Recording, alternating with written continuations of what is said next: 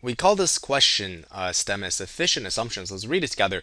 Atrens' conclusion follows logically if which one of the following is assumed. So what they're asking us to do is they're asking us to presume one of these five answer choices. And they're saying if we presume it, if we assume it, if we take it, in other words, and bring it into the argument, then the conclusion follows logically. So what you have to really understand what it means for the conclusion to follow logically. And a lot of, at least one answer choice here, wrong one, is trading on your confusion about what this phrase means. We're not just trying to make this argument stronger, better. We're trying to make it perfect. We're trying to make it logically valid, right? And you kind of just have to know this, So if you don't know it, then well, I'm telling you right now. But if you just didn't know it, then of course there's really sort of no chance of you getting this right. So Atrens says an early entomologist observed ants carrying particles to neighboring ant colonies and inferred that the ants were bringing food. So what he had observed is my crude rendition of an ant colony. And here's an ant carrying some particles, right? So these are the particles that he's carrying on his back. And we don't actually know what these particles are, but we watch the ant carry it from this colony over to this other colony. And the or rather this entomologist is inferring that this must be food then. The particle must be food. But then after further research, we reveal that the ants were emptying their own colony's dumping site. So where this stuff came from, where this particle came from, was a dumping site. So then, see, now that the conclusion says the early entomologist was wrong. So two things we always have to do for sufficient assumption questions. So it's not really limited to just sufficient assumption questions, but two things we always have to do is separate clearly your premises from your conclusion, because otherwise you don't really know which direction you're going.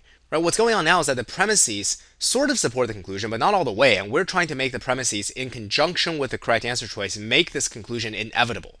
If the premises are true plus the right answer choice is true, then the conclusion must be true. That's what follows logically means. So that's one. The other is you have to, in our grammar lessons, we use this thing called referential phrasing. And here the conclusion uses that the early entomologist was wrong. You have to make sure you push this back to what they're talking about. Right? What does that mean they're wrong? They're wrong about what? Right? See, the early entomologists observed ants carrying particles, and then they infer that it's food. So now that they're wrong, that means the actual conclusion, if you expand it out, it says the ants weren't carrying food. So that's the conclusion, not food. Why? Why is it not food? Because it's from a dumping site. That's our premise. That's supposedly smart. But as you can see, I mean, this current argument, this premise doesn't it doesn't make this conclusion a must be true.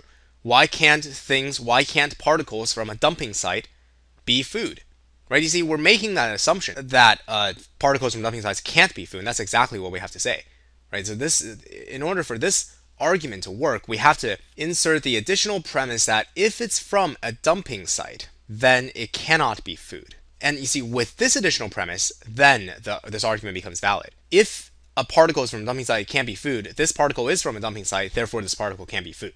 So yeah, perfectly valid argument. When these two statements are true, this statement must also be true. And that's exactly what makes answer choice C correct. Ant dumping sites do not contain particles that could be used as food. There you go. If it's from the dumping site, it's not food.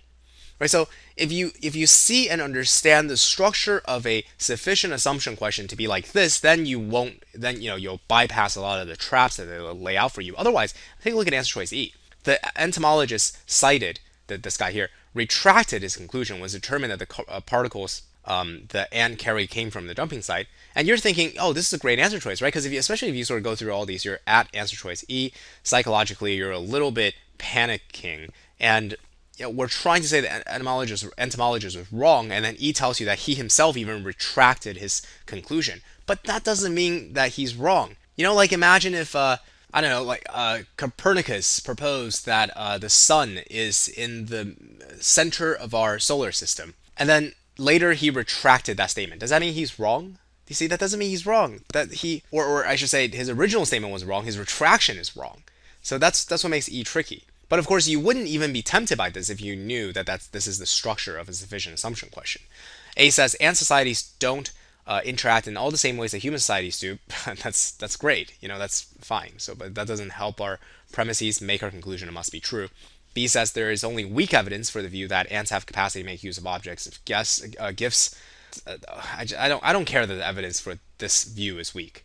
It just doesn't do what we're trying to do. These says the ants to whom the particles were brought, so these guys, never carry the particles into their colonies. Okay, what does that have to do with anything? Right? See, again, this answer choice is making you think, oh, well, if it's food, they definitely would have carried it in.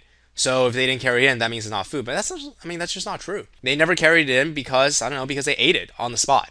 It's such delicious food that they couldn't wait to carry it back home. They just ate it as soon as, it was given to them. But yeah, whatever. You don't have to go through any of that stuff if you just know that this is what you're supposed to do.